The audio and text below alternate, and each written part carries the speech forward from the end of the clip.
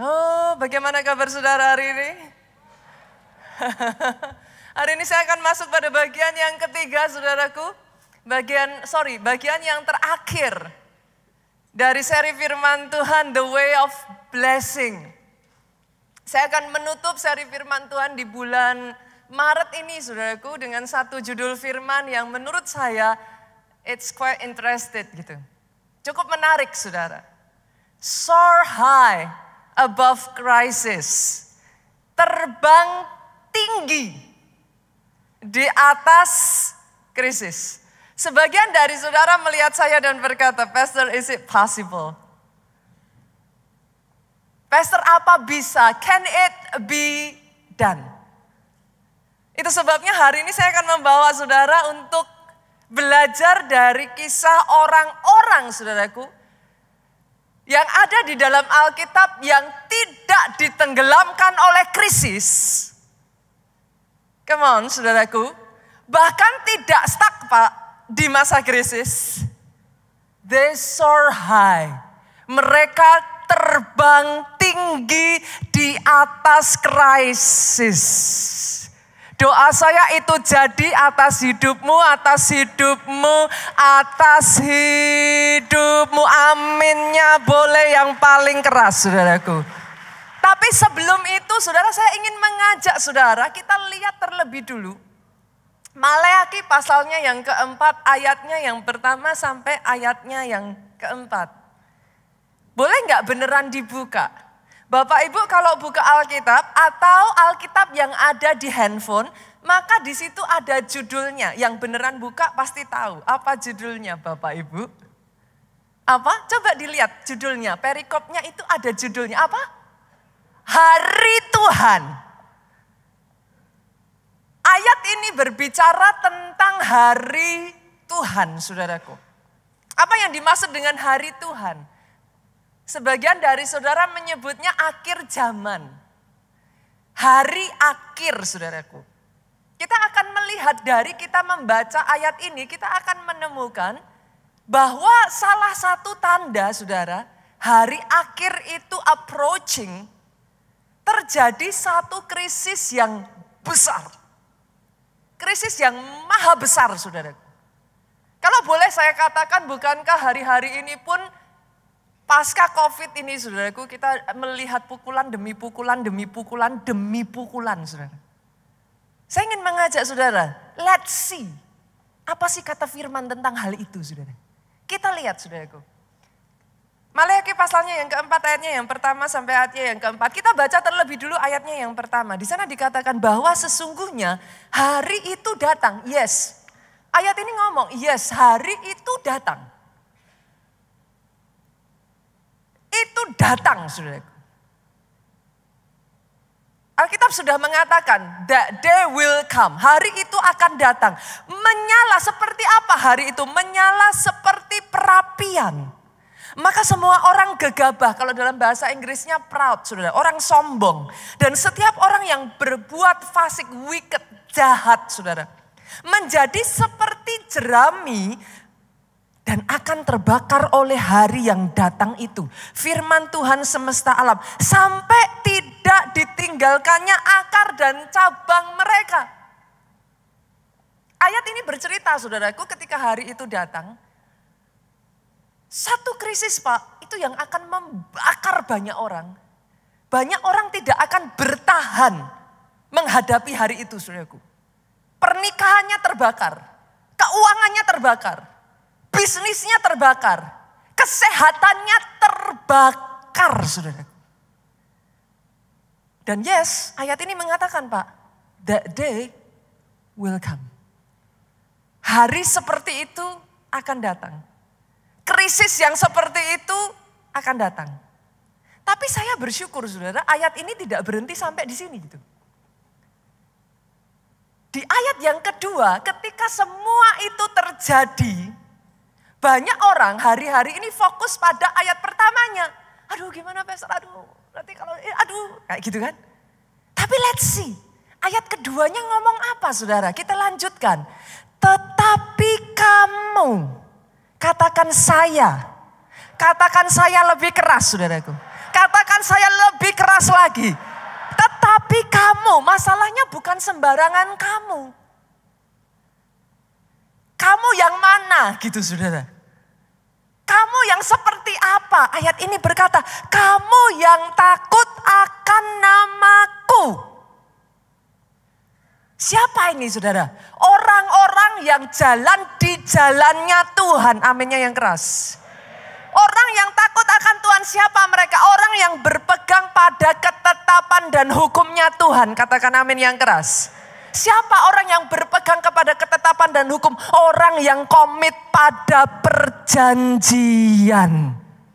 Tetapi kamu di sana dikatakan aku, saya, saudaraku. Yang takut akan namaku. Apa yang terjadi saudara? Bagimu akan terbit surya kebenaran dengan kesembuhan pada sayapnya. Bagi orang-orang yang berjalan di jalannya Tuhan. Bagi orang-orang yang memegang ketetapannya Tuhan, saudara. Orang yang komit terhadap perjanjian bagimu. Yes, bagi saudara. Tuhan akan terbit seperti surya kebenaran. Dia akan terbit seperti matahari yang menyinari saudara di masa-masa paling gelap atas hidupmu. Oh, setiap saya memperkatakan ini satu demi satu ya saudaraku. Jangan peduli kiri kanan saudara, katakan amin untuk hidup saudara. Bukan hanya itu. Kesembuhan dikatakan saudaraku pada sayapnya. Kalau ada kesembuhan pada sayapnya artinya sayap itu luka. Betul? Sayap yang luka, dia akan terbatas untuk terbang.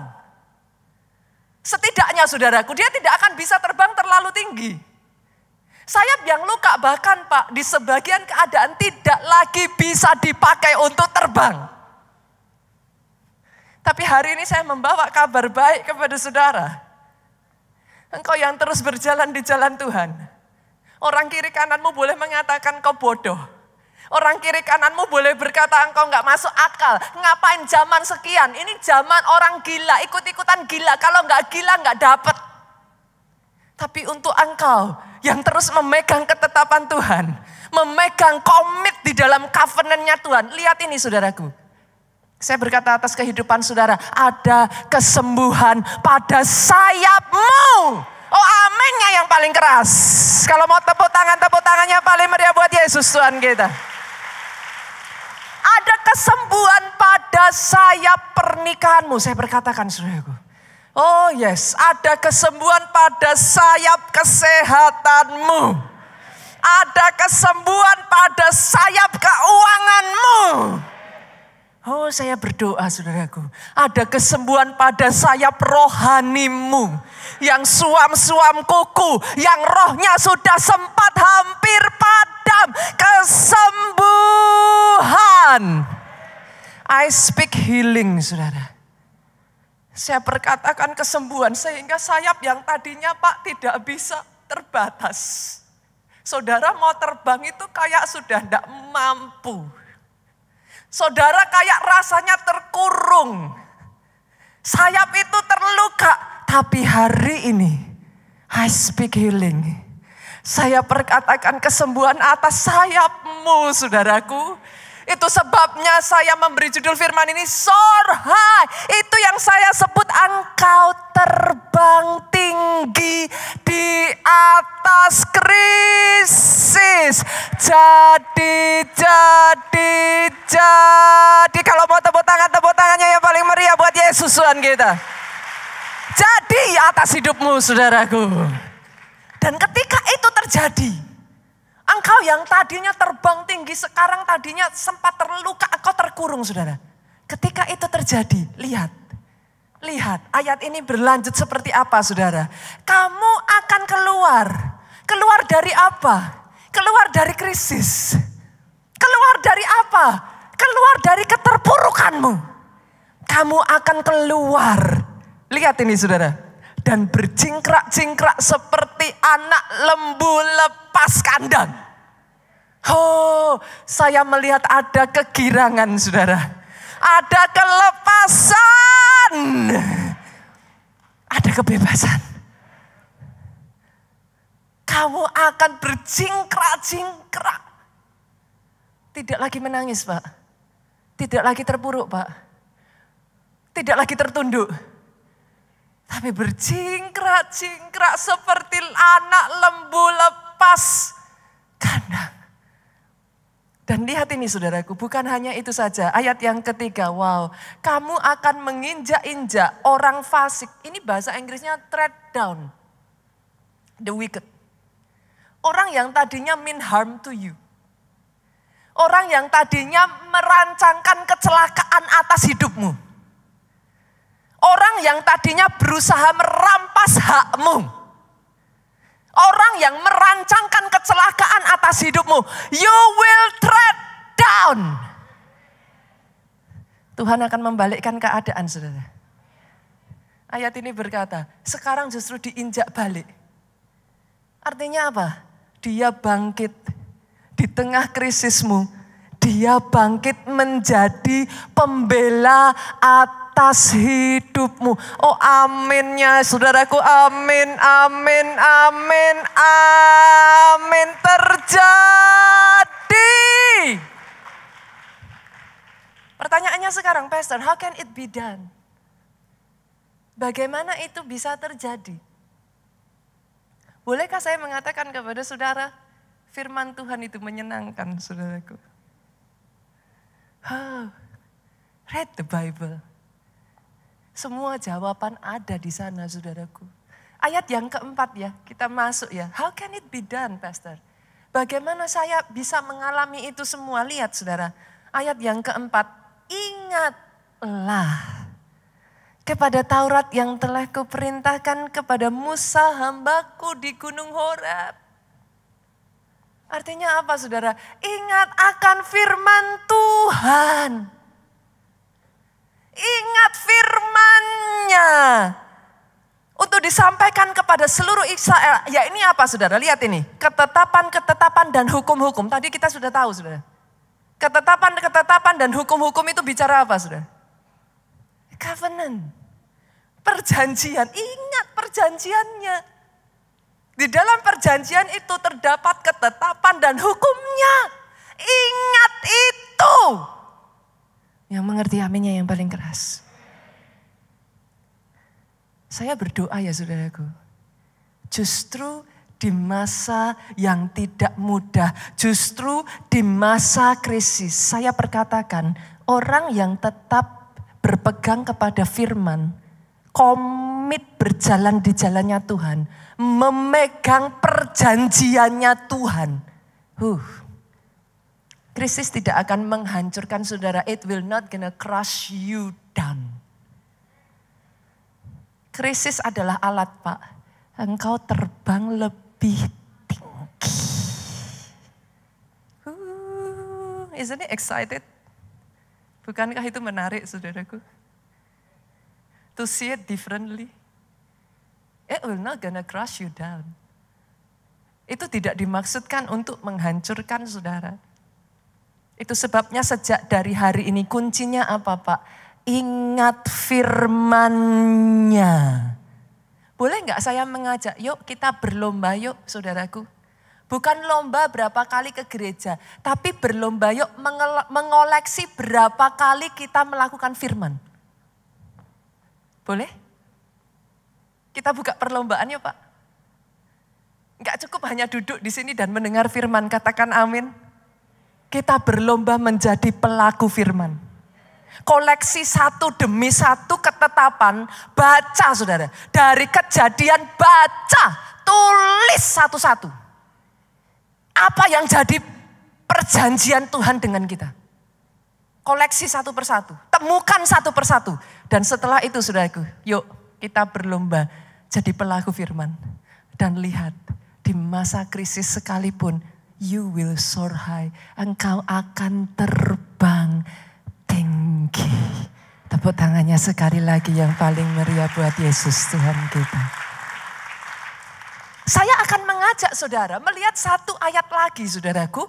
Yang berbicara tentang hari yang sama Pak. Mika yuk, kita buka Mika. Aduh pastor ini ayatnya di mana ya Mika? Sekali-kali boleh dong saudara, coba dicari Mika ada di mana saudaraku. Mika pasalnya yang keempat, ayatnya yang pertama sampai ayatnya yang kedua. Ingat ini ya saudara, saya harus mengatakan karena sekarang ini ya saudaraku banyak pengajaran di mana-mana itu kadangkala membuat kita jadi bingung. Pegang ini ya, perjanjian baru tidak menganulir perjanjian lama Bapak Ibu. Jangan salah. Perjanjian baru tidak menghapus perjanjian lama. If it is so, kalau demikian, kenapa di dalam Alkitab saudara masih ada 2 perjanjian? Udah kalau memang mau dihapus ya sudah kan, udah Alkitab saudara perjanjian baru aja beres. Kenapa masih ada perjanjian lama? Karena Yesus sendiri berkata, aku datang bukan untuk menghapus, aku datang untuk menyempurnakan, melengkapi. Itu sebabnya perjanjian lama dan perjanjian baru saudaraku, hidup di dalamnya. Jangan dipilih cuman perjanjian baru doang. Yang mengerti katakan amin yang paling keras. Kita lihat ya, Mika pasalnya yang keempat ayatnya yang pertama sampai kedua. Akan terjadi pada hari-hari yang terakhir. Nah, ini bicara tentang yang sama enggak saudara? Sama ya, akan terjadi pada hari-hari terakhir apa saudara? Gunung rumah Tuhan akan berdiri tegak. Gunung itu berbicara tentang apa? Kalau saudara lihat gunung, maka yang ada di benak saudara apa saudara? Megah. Itu. Gunung itu berbicara tentang kejayaan. Itu.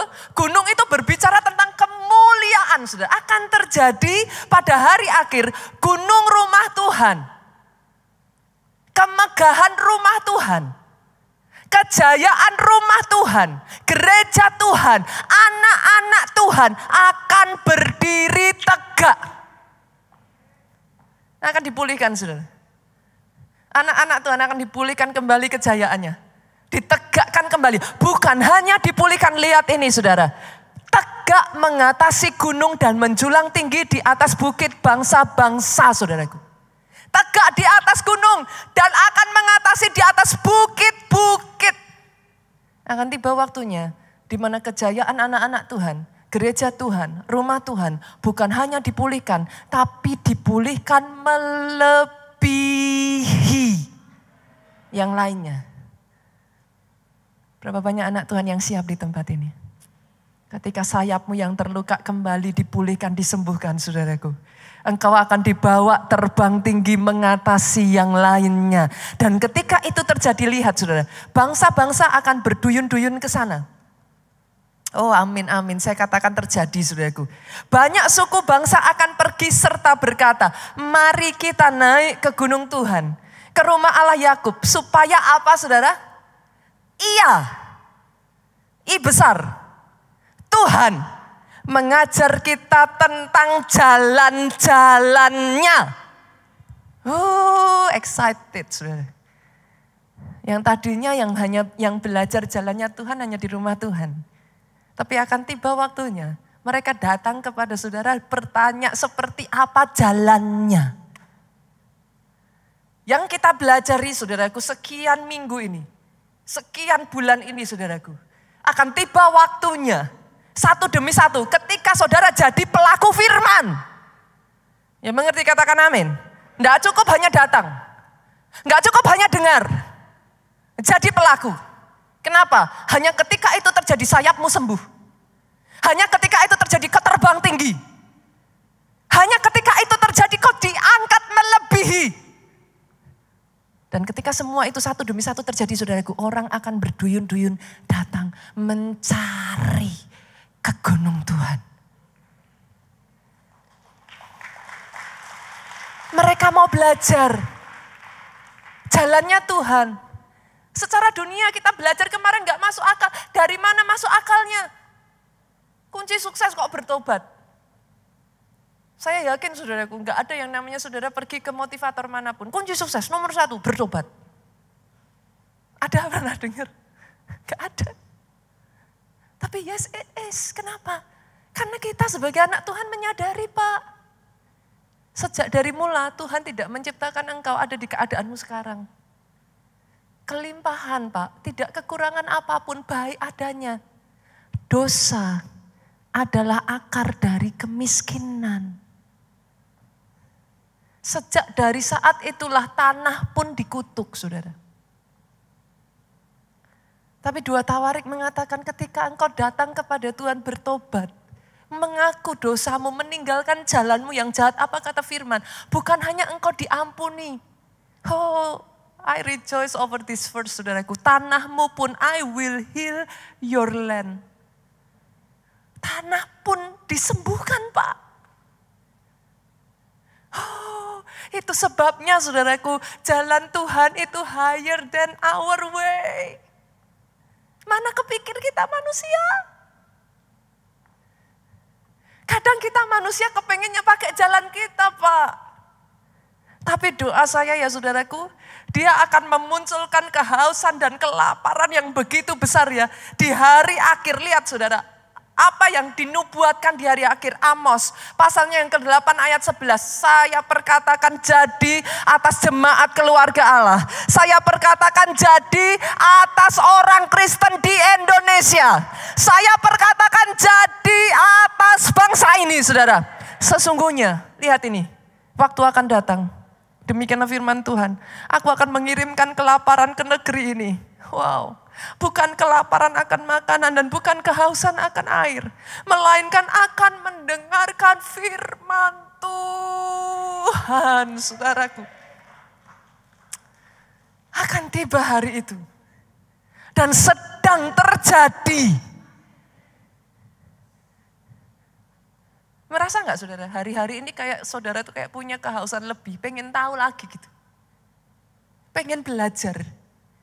Pengen tahu, kayak apa sih dia sedang membangkitkan kehausan yang seperti ini atas hidupmu. Bukan haus akan minuman, bukan hanya lapar akan makanan, Pak. Tapi akan firman. Yes, karena umat yang mengenal Allahnya akan tetap kuat and shall do exploit. Bukan hanya bertindak, dia mendapat yang terbanyak dari yang Tuhan janjikan atas hidupnya. I'm longing for that day, saudara. Saya berdoa itu jadi atas hidupmu. Itu sebabnya saudara, saya ingin mengajak saudara melihat. Pastor, is it possible? Yes. Ada. Di masa itu Pak, ada orang-orang yang mengalami krisis besar. Tapi dia bukan hanya bertahan, dia soar high, dia terbang lebih tinggi. Saya akan bagikan 2 ya saudaraku, karena waktu kita keterbatasan waktu. Yang pertama namanya adalah Yakub. Kalau saudara masih ingat, di zamannya Yakub pernah terjadi satu masa krisis yang sangat besar di seluruh dunia, Bu. Jadi pandemi seperti ini bukan hanya saat ini loh Pak, jangan salah. It happened long time ago. Saudara masih ingat ketika Firaun mendapat penglihatan 7 tahun masa kelimpahan, 7 tahun masa kekurangan? Masih ingat? Itu zamannya Yakub, saudara. Masih ingat pada saat itu Yusuf diangkat menjadi Perdana Menteri di Mesir. Itu zamannya Yakub, saudara. Yes, Mesir itu berkelimpahan, 7 tahun itu masa kelimpahan luar biasa. Tuhan berikan hikmat, wisdom kepada Yusuf, saudara. Tapi enggak terelakkan, masa kekurangan itu terjadi juga di Mesir. Loh bukan hanya di mana di Israel, enggak. Mesir sekalipun terjadi. Rakyat Mesir, kalau saudara baca nanti di Kejadian saudara bisa temukan saudaraku. Rakyat Mesir itu sampai menjual semua aset, hak milik mereka apa segala macam ke Yusuf. Masih ingat kan kisahnya, masih ingat. Sudah dijual, gak cukup Pak. Mereka jual lagi ladangnya. Masih ingat ya, saudara nanti baca deh Kejadian, pasti ketemu. Gak cukup lagi dia jual ladangnya, dia jual diri. Supaya bertahan hidup, dia ngomong, ya Yusuf biar kami jadi hambamu. Supaya kami bisa tetap hidup. Artinya saudaraku, itu kelaparan yang begitu besar. Nah masalahnya banyak ketika kita baca Alkitab, itu kita tidak mengaplikasikan ke zaman sekarang saudara. Akhirnya kadang kalau nggak hati-hati, banyak loh saya menemukan orang Kristen yang menganggap Alkitab itu seperti dongeng. Itu kan dulu Pastor. Come on, you say you believe in the Bible. You believe, but do you believe? Itu yang seringkali jadi masalah saudara. Saudara nggak mengaplikasikan. Pernah kebayang nggak di masa itu, Alkitab itu mencatat loh saudara. Yakub itu ngirim anak-anaknya untuk beli gandum dari Mesir. Itu apa namanya? Kalau zaman sekarang itu apa namanya? Dia impor, saudara. Yang mengerti katakan amin. Dia ekspor. Ekspor atau impor, saudara? Oh betul impor ya. Dia ngambil, anaknya diutus pergi ke Mesir beli gandum. Halo, zaman sekarang aja orang yang bisa impor kaya enggak, saudara? Yang mengerti katakan amin. Di masa yang krisis seperti itu, Yakub bisa impor makanan. Dan gak cuma sekali. Dia utus anaknya again and again. Kok bisa? Ini di masa krisis loh saudara. Bolehkah saya katakan ini? Engkau punya nenek moyang, engkau punya pendahulu, orang-orang, raja wali yang bertahan di masa krisis saudara. Dalam DNA-mu ini, mengalir DNA orang-orang yang tough. Oh come on. Engkau punya nenek moyang bukan hanya bertahan di masa krisis. In case kalau saudara nggak percaya bahwa saudara keturunan Abraham, saya nggak bisa ngomong apa-apa saudaraku. Tapi bagi saudara yang percaya bahwa saudara adalah keturunan Abraham, itu menjadikan Yakub adalah nenek moyang saudara. Yang mengerti katakan amin. Dia bukan hanya bertahan di masa krisis, dia terbang tinggi di masa krisis. Saya akan tunjukkan kepada saudara nanti. Pertanyaannya, how can it be? Bagaimana caranya Yakub? Saya akan bagikan saudara. Yang pertama, yuk kita cepat saudara. Yang pertama, Yakub di masa krisis ini, pegang ini ya sudah, fokus pada jalan keluar bukan pada krisisnya. Saya ulang ya, fokus pada jalan keluar bukan pada krisisnya. Banyak orang di masa krisis fokusnya pada krisisnya. Yakub nggak mau. Yakub menolak untuk fokus pada krisisnya. Kenapa? Kalau saudara fokus pada krisisnya, saudara freeze. Saudara freeze, you do nothing. Yakub menolak. Yakub berkata dalam dirinya, di setiap krisis pasti ada jalan keluar. Loh belajar dari sejarah Bapak Ibu, enggak ada krisis ya enggak ada jalan keluarnya. Manusia sampai hari ini masih ada, kita bukan dinosaurus Pak. Oh, engkau diberikan kemampuan untuk berkemenangan. Di dalam DNA-mu ada DNA pemenang. You are a champion. Engkau ditentukan untuk jadi lebih dari pemenang. Oh, aminnya yang paling keras. Krisis boleh terjadi, tapi jangan fokus pada krisisnya. Fokus pada solusi. Cari solusinya. Apa yang harus dilakukan? Ayatnya mana pastor? Kok bisa pastor ngomong Yakub fokus? Lihat saudaraku, Kejadian 42 ayat 1 sampai 2. Yang lain kebingungan soal kelaparan. Yakub ngomong apa? Setelah Yakub mendapat kabar. Lihat ini saudara. Yakub itu terus saudara. Bahwa ada gandum di Mesir. Fokusnya Yakub apa? Aduh mati kita. Aduh habis kita. Aduh bisa apa kita? Enggak. Yakub fokusnya apa? Ada gandum di Mesir. Yakub ngomong sama anak-anaknya, mengapa kamu berpandang-pandangan saja? Anaknya cuman diem. Tapi Yakub ngomong, lagi katanya diulang sama anaknya, telah kudengar ada gandum di Mesir, pergi ke sana. Beli gandum. Lihat saudara, saudara melihat perbedaan? Antara Yakub dengan anaknya masih gini. Yakub bilang, go. Itu loh ada gandum di Mesir, saudara. Yakub tidak mau menyerah, saudaraku. Yang kedua, dia bukan hanya belajar untuk melihat. Dengar ya, saudaraku. Di setiap masalahmu ada solusi. Yang mengerti katakan amin. Do not listen to the lie of the devil. Jangan dengar kebohongan iblis bahwa tidak ada penyelesaian untuk masalahmu. Masalah sudah ada sejak dari zaman dulu, Pak. Tahun 98, Indonesia mengalami masalah yang enggak ringan. Saya ada di kota Solo, saudara. I don't know. Jakarta saya dengar lebih parah, saudara. Buat saudara yang pernah ada di tahun 98, you know what I mean. Kekacauan begitu rupa, Pak. Saya sendiri di kota Solo, saudaraku, gedung-gedung semua dibakar. Saya masih ingat waktu itu saya pulang sekolah, dipulangkan cepat, saudaraku. Dikunci, gang-gang apa semua dijaga ketat, saudara. Kekacauan begitu rupa. Saat itu dolar naik sampai berapa kali lipat, saudara.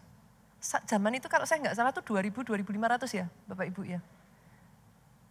Itu dolar naik sampai 15.000, berarti berapa kali lipat? 6 kali lipat saudara. Setidaknya waktu itu. Pertanyaan saya, saudara masih hidup hari ini? Masih. Saudara masih ada hari ini? Apa yang kau takutkan? Yang mengerti katakan amin. Fokus pada solusi, jangan pada krisisnya. Yang kedua, jangan menyerah. Di tengah masa krisis ya saudara, yang paling saudara butuhkan adalah stamina dalam dirimu untuk berkata, I will never give up. Either saudara yang menyerah atau krisisnya yang menyerah sama saudara itu aja saudaraku.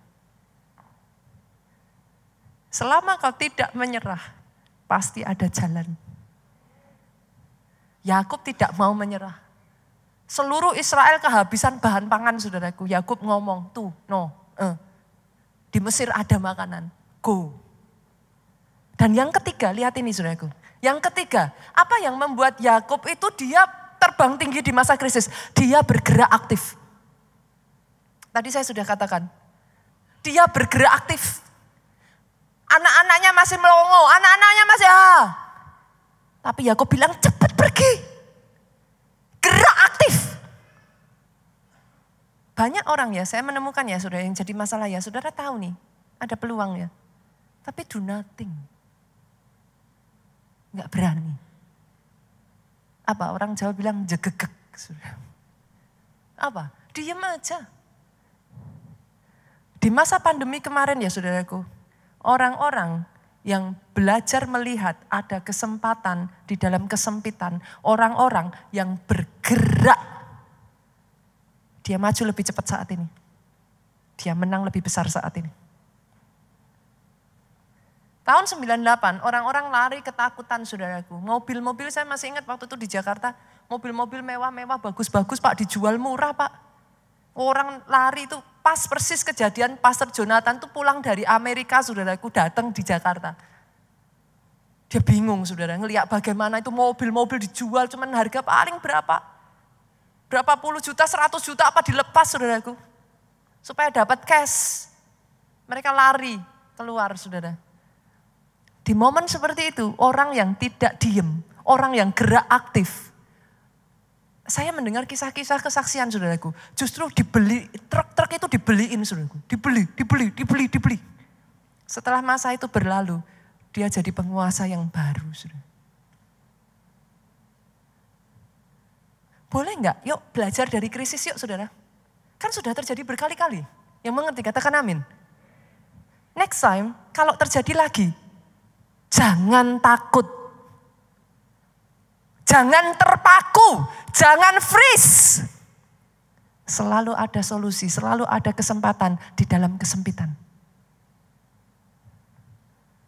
Orang-orang yang seperti ini akan naik saudaraku in the next game. Dan life goes on, akan terjadi lagi, entah kapan. Saat ini saudara, kalau saudara berkata pastor ini waktu yang gak gampang. Boleh gak sih, sorry saudaraku, saya tuh bukan jahat ya, tapi boleh gak saudara stop ngomong kayak gitu yuk. Semua orang sudah tahu. Yang mau dikatakan amin. Dibutuhkan orang-orang yang melihat dengan cara yang berbeda. Stop melihat krisisnya. Tapi lihat ada kesempatan di balik semua krisis yang terjadi saudaraku. Dan yang keempat saudara, keluar dari zona nyamanmu. Willing untuk keluar dari zona nyamanmu. Saya melihat ya, masa-masa yang kayak enggak gampang itu dipakai Tuhan. Kadangkala untuk membawa saudara masuk ke babak baru, chapter baru in your life. Saya menemukan, that's what I experience as well saudaraku. Waktu itu Tuhan pakai Pastor Obaja berbicara kepada kami, go to Jakarta. Oh, saya nggak mau, saudara. Waktu itu saya mengatakan, I love Jogja so much, gitu, saudara. Jangan harap meninggalkan Jogja, gitu. Wah, itu saya 4 tahun loh, saudara, saya berdoa. Di 4 tahun itulah Tuhan tutup semua jalan saya di Jogja. Pak Jo pernah menceritakan ini, saudara. Orang lebih gampang beli apa lebih gampang jual, saudara? Ya gampang belilah, saudara. Jual masih cari pembeli kan gitu. Orang beli itu gampang. Asal saudara ada uang ya beli aja. 4 tahun loh saudara, Jogja. Kita itu berjuang cari tempat 4 tahun. Saya sampai udah nggak enak sama jemaat saudara di sini duduk nyaman, tenang, ada karpet ya. Itu jemaat di Jogja itu sampai duduknya di samping kamar mandi, Bu. Itu parfumnya kan aromanya lumayan, saudaraku. Saya jadi pendeta nggak enak loh, saudara. Masa taruh jemaat di situ lah, tapi gimana? Disuruh pulang nggak mau. Adanya tempat di situ, udah habis, penuh. 4 tahun saya bergumul, saudara. Mau beli nggak pernah bisa. Sampai saya tuh gini, jemaat pelayan Tuhan nggak percaya. Masa Bu Nita beli kok nggak bisa? Jual susah, tahu. Kalau beli kok nggak bisa? Ada aja saudaraku, belasan kali kami mencoba. Bahkan puluhan kali kami mencoba. Gagal.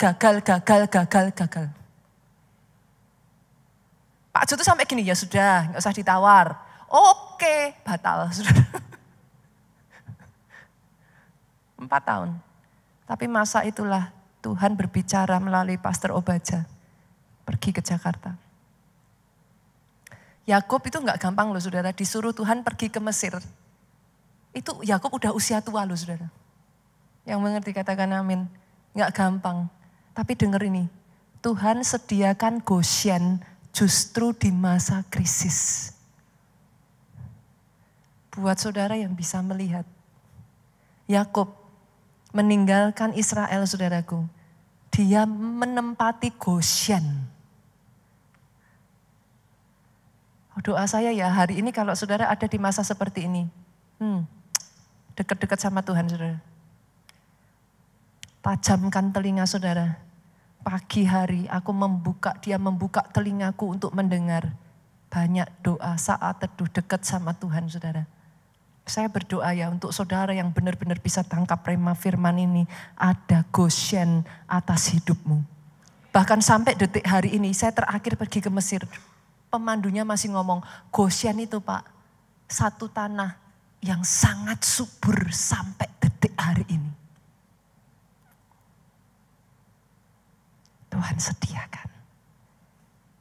Bukan hanya Yakub. Siapa saudaraku? Ishak. Ayahnya. Ishak juga sama. Di masanya Ishak itu ada satu masa kekeringan yang begitu rupa saudaraku. Sama. Ishak juga mengalami krisis Pak. Krisis pertamanya Ishak saudaraku. Ishak ini adalah seorang anak yang kebayang gak lahir di masa tua. Gak punya anak yang lain. Satu-satunya kesayangan papa dan mama saudara. Ishak itu saudaraku. Papa mamanya which is Abraham saudaraku dan Sarah. Itu orang-orang kaya. Bisa kebayang gak Ishak itu kayak apa hidupnya? Itu udah kayak pangeran saudara. Krisis pertama Ishak terjadi. Kalau saudara nanti lihat pasal 24.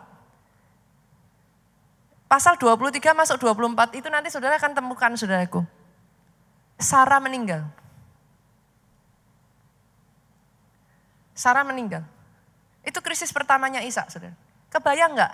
Seorang anak itu biasanya lebih dekat kemana, saudara? Mama.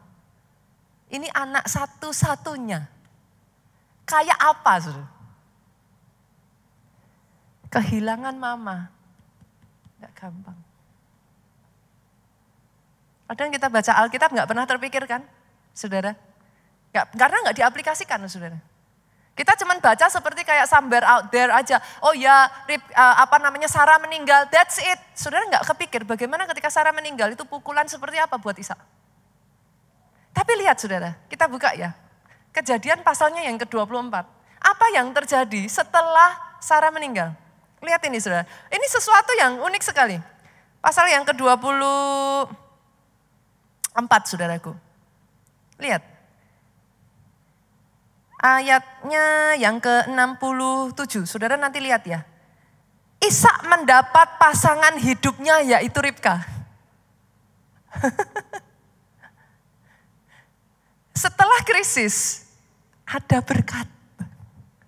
Yang mengerti katakan amin. Kadang Tuhan izinkan sesuatu diambil dalam hidupmu.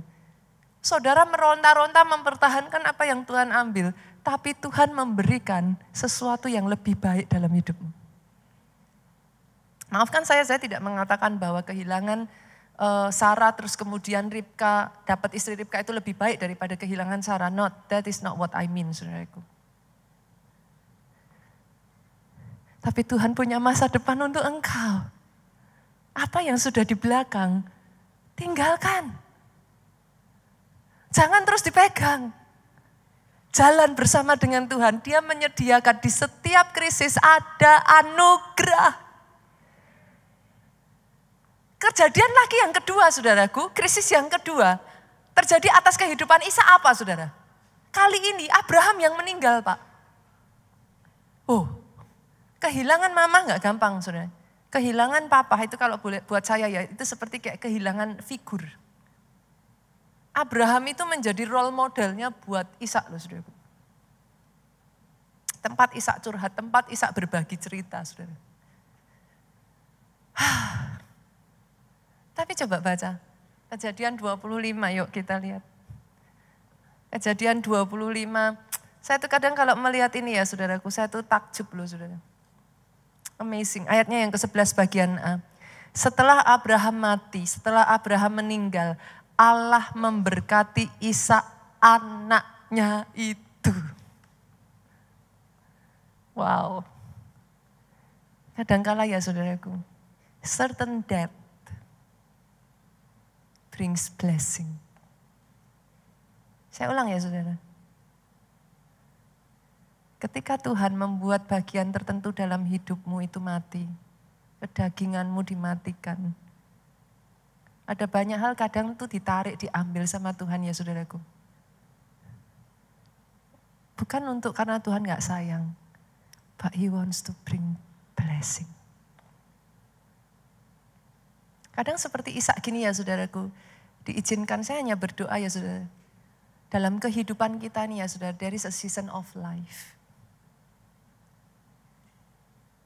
With all due respect, saya paham ada orang-orang di sini yang mungkin dalam kehidupan saudara-saudara diizinkan mengalami kehilangan yang gak gampang. Tapi boleh gak saudaraku izinkan kita berproses di dalam semuanya itu. Karena ketika saudara izinkan dan belajar untuk mempercayakan itu kepada Tuhan. Karena kalau kita pikirkan gak masuk akal Pak, kadang kita gak pernah bisa ngerti. Karena memang pikiran Tuhan bukan pikiran kita. Selalu akan ada yang saudara sebut sebagai misteri Allah gitu saudara. Kita gak nyampe untuk memahami. Tapi kadangkala saya menemukan dalam kehidupan orang-orang itu ya, it marks the beginning of new season gitu. New chapter di dalam kehidupannya. Boleh gak saudara? Percaya yuk sama Tuhan. Karena He doesn't mean any harm. Rancangannya, rancangan damai, sejahtera, mendatangkan hari depan yang penuh dengan harapan.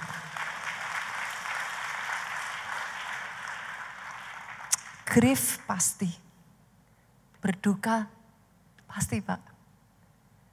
Tapi belajar yuk kita masuk di new chapter of our life. Yang ketiga saudaraku, Ishak itu kehantam lagi ada satu krisis kelaparan besar di masa itu saudaraku. Kejadian pasalnya kita lihat ya, ke-26 ayat 1 sampai 3. Maka timbullah kelaparan di negeri itu. Ini bukan kelaparan yang pertama saudara, yang telah terjadi di dalam zaman Abraham. Sebab itu Ishak pergi ke Gerar kepada Abimelek raja orang Filistin. Ini kelaparan bukan yang pertama. Buat kita pandemi sebagian besar dari kita kan yang pertama ya saudaraku. Karena orang zaman dulu tuh hidupnya lebih panjang saudara. Kalau kita kan kita nggak ngelihat ya, mungkin tahun sekian pernah terjadi, tahun sekian pernah terjadi. Karena zaman sekarang manusia, umur hidup manusia itu semakin ini gitu saudaraku. Zaman dulu mereka hidup sampai ratusan tahun gitu. Jadi mereka ngalami dan it always happen saudaraku, selalu terjadi gitu. Bukan yang pertama dikatakan, tapi lihat saudara, lihat ini. Boleh nggak saya katakan ini? Di masa krisis saudaraku, lihat ini, di masa krisis, ketika saudara itu mencari Tuhan ya, ayat 2. Tuhan menampakkan diri kepadanya, Ishak saudara. Serta berfirman, jangan pergi ke Mesir, diamlah di negeri yang akan kukatakan kepadamu. Tinggallah di negeri ini sebagai orang asing, maka aku akan menyertai engkau dan memberkati engkau serta keturunanmu. Dan selanjutnya saudara. Itu sebabnya salah selalu mengatakan jangan apa? Copy, paste. Boleh nggak Bapak Ibu kenali Tuhanmu yuk? Oke, datang ke pendeta nggak salah. Yes, nggak salah. Tapi pendeta dengan saudara itu nggak berbeda kok saudaraku. Bedanya apa? Beda pastor, bedanya apa? Pastor kan lebih banyak berdoa, ya tinggal saudara banyakin aja berdoa kan. Even gitu kan. Jadi sama, pastor banyak puasa, pastor puasa terus. Ya sudah, toh saudara puasa juga. Pastor lebih tahu firman, pastor lebih ini. Ya sudah, toh saudara juga belajar firman. Yang mengerti katakan amin. Kan? Even sama. Nggak beda saudara. Saya berdoa ya saudara, masa-masa yang Tuhan izinkan berat dalam kehidupanmu ya. Boleh gak saya katakan ini? Dengar suara Tuhan. Jangan pakai pikiran, bukan pikiran gak dipakai ya saudara. Kadang kan ada, masa pastor jangan pakai pikiran. Gitu. Bukan. Ya kita dikasih pikiran itu kita juga punya, dikasih Tuhan hikmat, dipakai. Kadang kan ada anak Tuhan gitu ya. Waduh kita harus berdoa, tapi gak dipakai saudara. Jangan, pakai, kerja keras apa semua pakai. Tapi yuk cari remanya Tuhan. Remanya Tuhan buat Ishak apa? Lihat ini saudara. Remanya Tuhan buat Ishak apa? Coba dengar ini saudaraku. Ayatnya yang ke-12. Ini kalau zaman sekarang ngawur. Menaburlah Ishak di tanah itu, dalam tahun itu juga mendapat hasil 100 kali lipat. Saya tanya saudara, buat Ishak, di masa kelaparan loh Bu, saya nggak bicara masa yang lain ya, sorry ya. Ini masa kelaparan krisis. Itu yang terjadi di gereja kita ini saudara. Di masa seperti kemarin pandemi, di gereja ini kita berdoa secara manusia. Pak, Ibu, lebih dari saudara saya tahu langkah yang kita ambil itu bukan langkah yang saya pilih. Tapi kalau langkah itu tidak diambil, hari ini saudara nggak bisa beribadah di tempat ini. This building is a proof. Orang yang berjalan dan taat dengan rema Tuhan, Tuhan bawa terbang tinggi di masa krisis.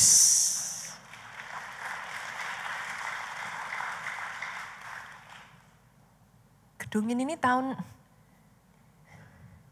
2019 kita itu memulai pembangunan saudara, tiang pancang apa semua. 2020 Maret krisis, pandemi stop. Saat itu saudaraku pembangunan pun di stop, kalau saudara masih ingat ya, nggak boleh ada yang jalan.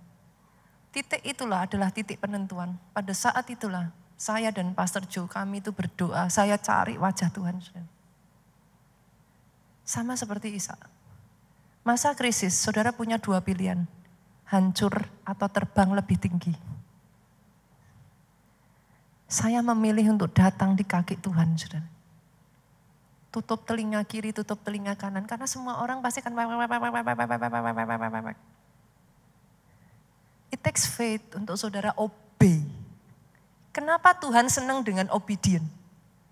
Jangan salah saudara. It takes faith to obey. Tanpa iman tidak ada seorang yang bisa berkenan kepada Tuhan. Kenapa Tuhan suka obedient? It takes faith to obey. Di masa itulah kami menabur, saudara. Saudara sekarang kalau sudah lihat hasil akhirnya ya saat itu akan ngambil keputusan menabur kan gitu saudaraku. Tapi coba waktu saat itu saudara, masih pandemi kayak gitu loh saudara. Gereja tutup loh, berani nabur.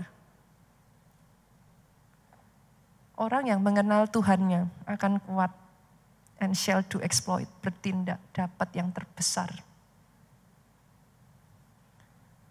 Hari ini ya saudara, boleh nggak saya tantang saudara? Tabur.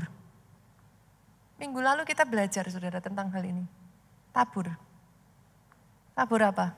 Yang pertama, kalau saat ini yang krisis adalah keluargamu, yuk tabur kasih yuk. Ada banyak di sini yang saudara datang ya, you smile. Tapi saya tahu, your family, keluargamu itu hancur saudara. Tabur kasih. Boleh enggak jangan menyerah, tabur doa. Ini saatnya engkau menabur saudara. Tabur doa. Perjuangkan. Butuh stamina yang besar saudaraku untuk sampai engkau melihat kemenanganmu. Tapi kalau krisis itu terjadi atas keuanganmu, saudaraku, bisnismu, pekerjaanmu, tabur yuk. Mulai yuk, kemarin minggu lalu saya ketemu dengan satu orang ibu, saudaraku. Dia menceritakan apa yang dia alami. Saya katakan kepada ibu ini, ibu mengerjakan apa yang baik, apa yang betul di satu sisi. Dia berkata kepada saya, pastor, saya melakukan khotbah pastor. Tapi look, apa yang terjadi atas hidup saya. Saya katakan good, ibu melakukan yang satu sisi lain jangan dilupakan. Sisi apa pastor? Saya tanya, langsung saya tembak dia saudaraku. Ibu tahu enggak berapa pengeluaran dan pemasukan ibu? Tek, dia diam saudara. Sekian lama saya tidak memahami yang itu pastor. Saat itu dia sadar. Saya katakan kepada ibu ini, ibu yuk tabur. Tabur waktumu, benahi keuanganmu satu demi satu. Petakan dulu seberapa pemasukanmu. Petakan seberapa pengeluaranmu. Banyak orang Kristen gak mau melakukan PR mereka.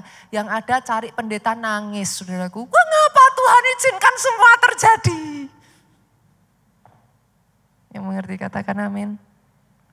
Cek. Pengeluaran pemasukanmu bagaimana? Besar tiang, lebih pasak daripada tiang enggak, saudara? Tabur waktumu di sana. Ayo, benahi satu-satu. Susun lagi, bangun lagi. Apa yang bagus yang sudah kau lakukan, lakukan. Tapi jangan lupakan sisi yang lain. Yang sepakat, katakan amin. Tabur apa lagi? Kesehatan. Kadangkala ya saudara, ada di antara kita, I know ada sebagian dari saudara itu workaholic, pekerja keras. And it's good. Tapi boleh nggak jangan lupakan kesehatan Bapak Ibu. Yang mengerti katakan amin. Yuk tabur yuk. Waktumu untuk olahraga. Oh saya juga orang yang gak terlalu ini olahraga saudaraku. Tapi saya menabur waktu saya. Saya ditegur Tuhan sejak saya naik ke Gunung Sinai. Sejak saat itu saya ditegur Tuhan. Saya mulai berubah. Tata hidupmu saudaraku. Cek yuk Bapak Ibu apa yang saudara izinkan masuk. Halo B2, B berapa lagi saudaraku.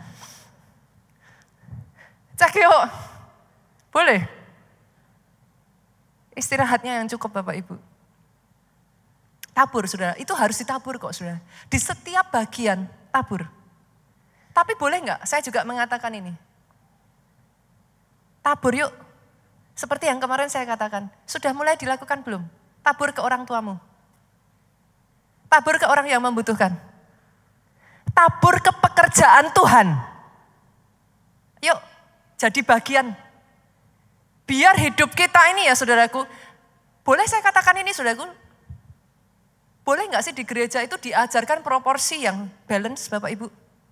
Tapi sebagai jemaat Tuhan boleh gak? Jangan dikit-dikit kalau udah bicara soal tabur saudara sensi. Yang mengerti katakan amin. Loh itu proporsi yang memang Tuhan sampaikan loh saudara. Saya jadi hamba Tuhan, saya nyampaikan itu, saya nyampaikan persis seperti yang Tuhan katakan. Boleh nggak jangan sensi tentang hal ini saudaraku? Tapi jadi bagian dari rencana besar Tuhan boleh? Izinkan hidupmu dipakai Tuhan untuk menjadi alat. Mungkin kau tidak tahu apa yang kau lakukan. Itu tanda yang Tuhan berikan untuk orang yang lain. Tanpa kau sadari ketika kau tabur dalam kehidupan seseorang ya saudaraku. Engkau mungkin tidak tahu orang itu sedang ada di dalam keadaan seperti apa. Ketika kau belajar taat, kau tabur atas kehidupannya. Tuhan bicara, Tuhan kuatkan imannya sehingga dia berkemenangan kembali. You never know. Biarlah kita jadi satu gereja yang sehat, saudara. Kenapa? Firman Tuhan aja ngomong kok, terlebih berkat memberi daripada gereja kita ini ya saudaraku ya. Di seluruh kota-kota di Indonesia ini ya saudaraku. Itu yang diajarkan Pastor Obaja kepada gereja ini. Give. Nanti sebentar lagi saudaraku. Jakarta ini ya saudaraku, jadi seperti ini apakah saudara pikir hanya dengan kekuatan Jakarta? Ada gereja-gereja lain, keluarga Allah di seluruh Indonesia ini yang berdiri buat saudara pada saat kita membangun tempat ini. Ini hasil dari kesatuan, saudaraku. Pastor, tapi kan yang pakai Jakarta. Solo berdiri buat saudara. Jogja berdiri buat saudara. Ketika saudara memperjuangkan tempat ini. Kota-kota lain berdiri buat saudara. Sebentar lagi saudaraku, gereja kita di kota Solo ya saudara. Mereka akan membangun pusat kegerakan Roh Kudus. 20 hektar saudara. Saya berdoa saudara bisa melihat visinya. Saya masih belum bisa berbicara bebas di sini saudaraku.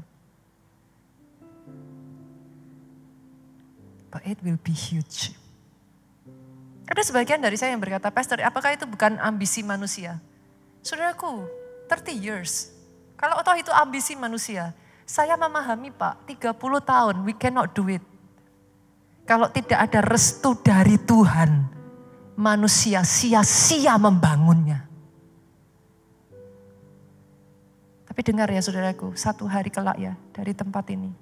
Akan ada orang-orang datang ke sana dan mereka berkata, betapa besar Tuhan yang disembah di tempat ini.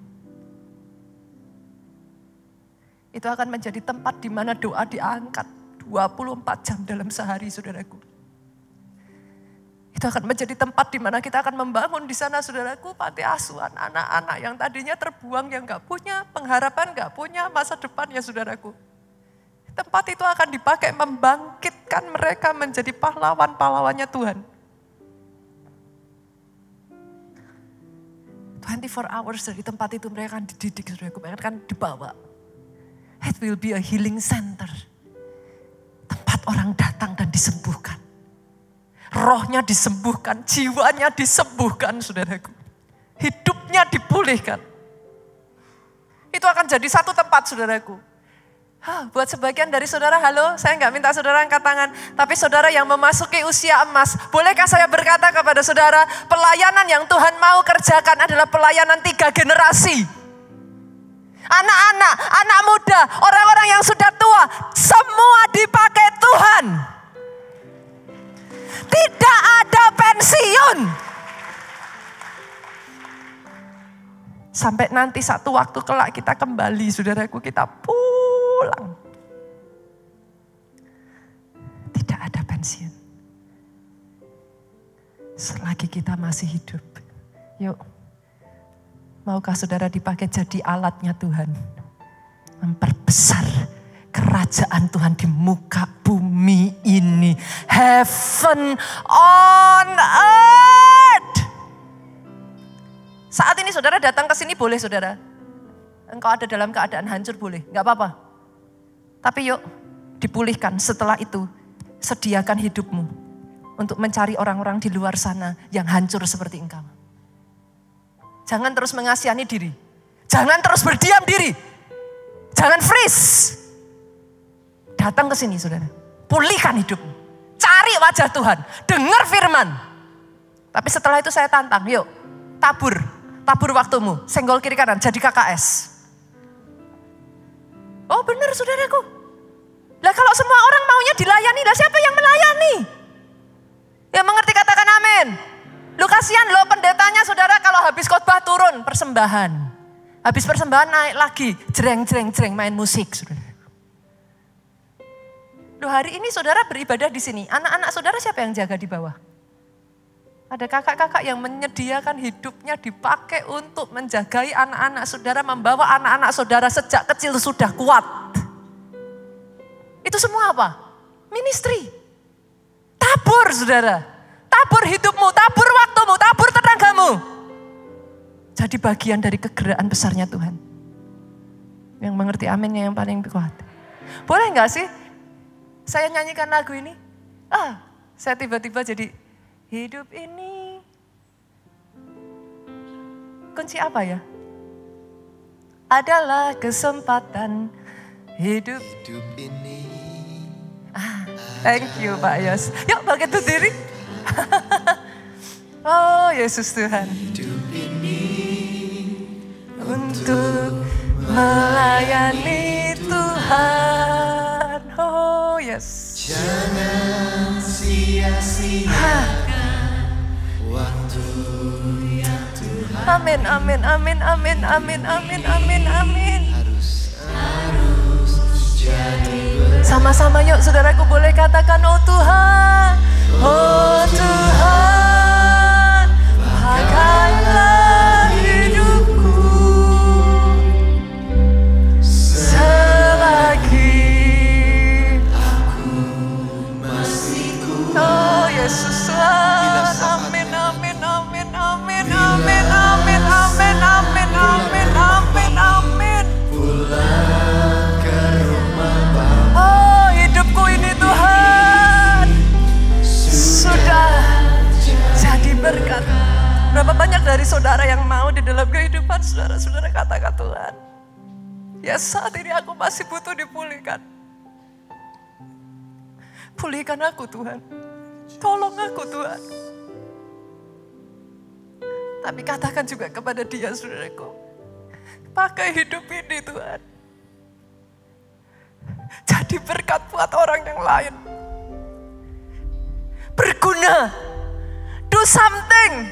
Justru ya saudaraku ketika kau hidup untuk dirimu sendiri, hidupmu itu jadi membosankan saudara. Bahkan di saat engkau harus berkorban, justru di situ ada sukacita. Kenapa? Karena memang manusia diciptakan Tuhan, bukan untuk hidup buat dirinya sendiri.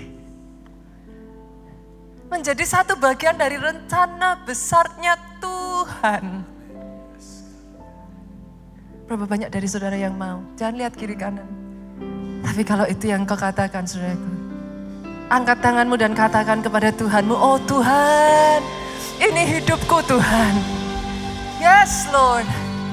Oh Tuhan, pakailah hidupku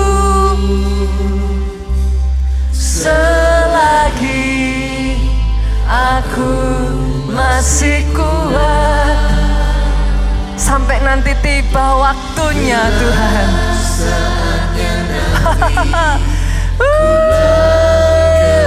Kalau tak waktu itu datang, hidup ini sudah jadi berkat.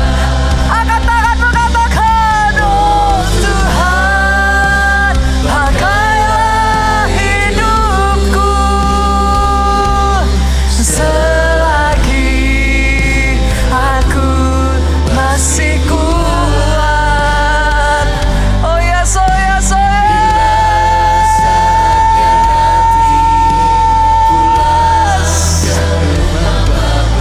Hidup ini sudah jadi terakhir yuk jemaat Tuhan sama-sama katakan, oh Tuhan. Engkau dengar setiap perkataan anakmu di tempat ini.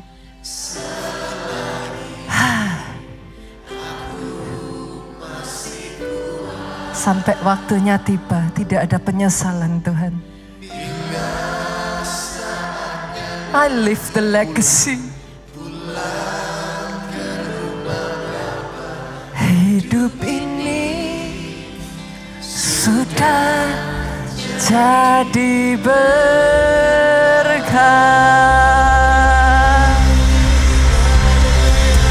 Oh, angkat kedua tanganmu jemaat Tuhan. Diberkati saudara oleh Tuhan. Diberkati keluargamu oleh Tuhan. Apa yang dikerjakan tanganmu dibuatnya berhasil. Diberkati keluar masukmu. Baik engkau duduk, engkau berdiri. Baik engkau tidur, diberkati engkau. Sehat badanmu saudaraku. Panjang umurmu.